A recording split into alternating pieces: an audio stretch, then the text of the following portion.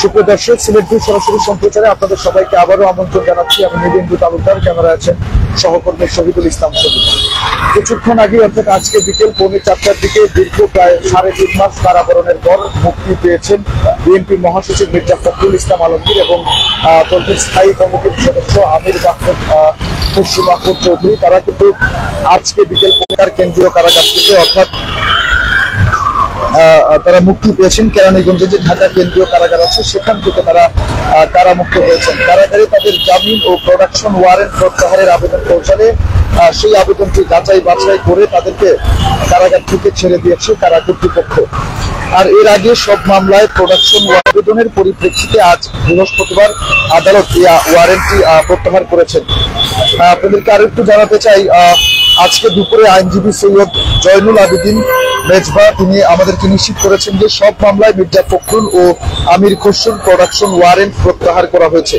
দুপুরের মধ্যে এই আদেশ কারাগারে পৌঁছে যাবে এবং হয়েছে কারাগারে সেই আদেশ পৌঁছে যায় এবং সেই আবেদনটি যাচাই বাছাই করার পর কারা কর্তৃপক্ষ অবশেষে দীর্ঘ 3.5 মাস কারাবরণ করার পর বিএনপি মহাসচিব মির্জা ফখরুল দলটির স্থায়ী কমিটির সদস্য আমির মাহমুদ চৌধুরী তাদেরকে কিন্তু মুক্তি দিয়েছেন। এছাড়াও বিএনপির মিডিয়া সেলও নিশ্চিত করেছে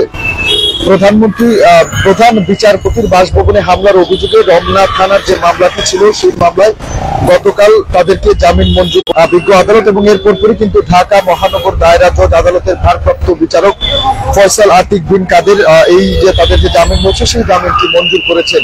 আর এ নিয়ে তারা গত 28 অক্টোবর বিএনপির মহাসমাবেশের ঘটনায় করা যেসব মামলা ছিল সেই জামিন পেয়েছেন। আর তাদেরকে কারামুক্তিতে কোনো বাধা নেই বলেও জানিয়েছিলেন বিএনপির মহাসচিবের আইনজীবী। আর আপনাদেরকে একটু বলে রাখতে চাই, গত বছরে অর্থাৎ 2024 সালের 28 অক্টোবর রাজধানীর নয়াপল্টনে বিএনপির যে মহাসমাবেশটি হয়েছিল সেই সমাবেশটি শুরু হওয়ার আগে প্রায় দুপুর থেকে বিএনপি নেতা কর্মীদের সঙ্গে পুলিশের অনেকক্ষণ দীর্ঘ সংঘর্ষের ঘটনা ঘটে। আর এই সংঘর্ষের পরে বিজয়নগর, পানির ট্যাঙ্ক ও শান্তিনগর এলাকায়ও কিন্তু আমরা দেখেছিলাম যে ছড়িয়ে পড়েছিল। আর এক পর্যায়ে বিকেল 3টার দিকে আমি যদি আপনাদেরকে বলি বিএনপির মহাসমাবেশটি সেটি পণ্ড হয়ে গিয়েছিল।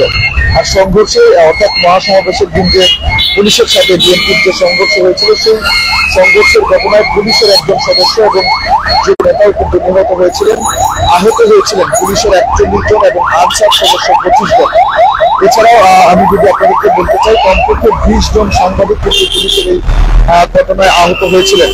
আর ঘটনার পর অর্থাৎ 29 অক্টোবর মির্জা ফখরুলের গুলশানের যে নিজস্ব বাসভবন আছে সেখানে ঢাকা মহানগর পুলিশের গোয়েন্দা বিভাগ এরপর তাকে প্রধান বিচারপতির বাসভবনে হামলা ও ভাঙচুরের মামলায় আদালতে হাজির করা হয়েছিল এবং আদালত জামিনের আবেদন নামঞ্জুর করে তাকে কারাগারে পাঠানোর কিন্তু আদেশ দিয়েছিলেন। এরপর থেকেই বিএনপি মহাসচিব মির্জা ফখরুল ইসলাম আলমগীর টানা করেছেন এবং দীর্ঘ 3.5 মাস কারাভোগ করার পর আজকে তিনি জামিনে মুক্তি পেয়েছেন বিকেল 4:45টার দিকে।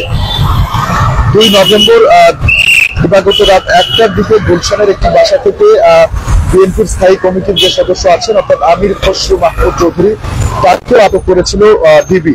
সমাবেশ চলাকালীন যে সংঘর্ষ হয়েছিল পুলিশের সাথে সেই সংঘর্ষে পুলিশ সদস্য নিহতের ঘটনায় দায়ের করা মামলায় 3 নভেম্বর গ্রেপ্তার দেখানো হয় বিএনপির স্থায়ী কমিটির এই সদস্যকে। আর মামলায় তার 6 দিনের রিমান্ড মঞ্জুর করেছিলেন আদালত। রিমান্ড শেষে 9 নভেম্বর তাকে কারাগারে পাঠানোর নির্দেশ দিয়েছিলেন আদালত এবং সেদিন তাকে কারাগারে পাঠানো হয়েছিল। আর গ্রেপ্তারের পর মির্জা ফখরুলের বিরুদ্ধে 11টি মামলা ও আমির খসরু সদস্য তার বিরুদ্ধে কিন্তু 10টি মামলা দায়ের করা হয়। তারা সব মামলায় এখন জামিনে রয়েছেন এমনটাই নিশ্চিত করেছেন বিএনপি আইনজীবী সহ সংশ্লিষ্টরা। এবং আমাদের বিএনপি নেতা কর্মীদের মধ্যে কিন্তু এ নিয়ে একটি উচ্ছ্বাস উদ্দীপনা দেখা দিয়েছে এবং কারাগার থেকে মুক্ত হওয়ার পরপরই বিএনপি নেতা কর্মীরা বিএনপির একাধিক নেতৃবৃন্দ কিন্তু মির্জা ফখরুল এবং আমির মাহমুদ চৌধুরী তাদেরকে ফুল দিয়ে শুভেচ্ছা জানিয়ে কারাগার থেকে বরণ করে নিয়েছেন এবং তাদের গাড়ি বহরটি নিয়ে নেতা কর্মীরা উচ্ছ্বাসের সাথে ফুল ছিটাতে বেরিয়ে গেছেন এমনটা আমরা লক্ষ্য করেছি। এর মাধ্যমে কিন্তু বিএনপির মহাসচিব দীর্ঘ 3.5 মাসেরও বেশি সময় ধরে কারাভোগ করেছেন এবং অবশেষে আজকে কিন্তু তিনি জামিনে মুক্তি পেয়েছেন। দর্শক, দীর্ঘ 3.5 মাসেরও বেশি সময় কারাভোগ করার পর বিএনপি মহাসচিব মির্জা ফখরুল ইসলাম আলমগীর এবং বিএনপির স্থায়ী কমিটির সদস্য আমির খসরু মাহমুদ চৌধুরী তাদেরকে কিন্তু জামিনে মুক্তি দিয়েছেন বিজ্ঞ আদালত, এবং আজকে বিকেল 4:45 তাদেরকে জামিনে মুক্ত করা হয়। এবং এর মাধ্যমে মির্জা ফখরুলের বিরুদ্ধে যে 11টি মামলা এবং আমির খসরুর বিরুদ্ধে যে 10টি মামলা ছিল তার প্রত্যেকটি মামলাতেই কিন্তু তারা এখন জামিনে রয়েছেন এবং তারা কারামুক্ত রয়েছেন।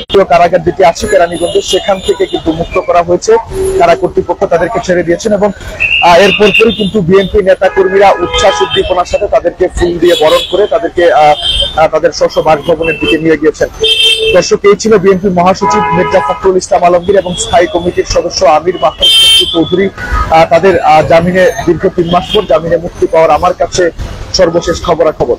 আমাদের সাথে থাকার জন্য সবাইকে অসংখ্য ধন্যবাদ জানাচ্ছি। পরবর্তী আপডেট সবার আগে পেতে অবশ্যই সিলেট ভিউয়ের সাথে থাকুন।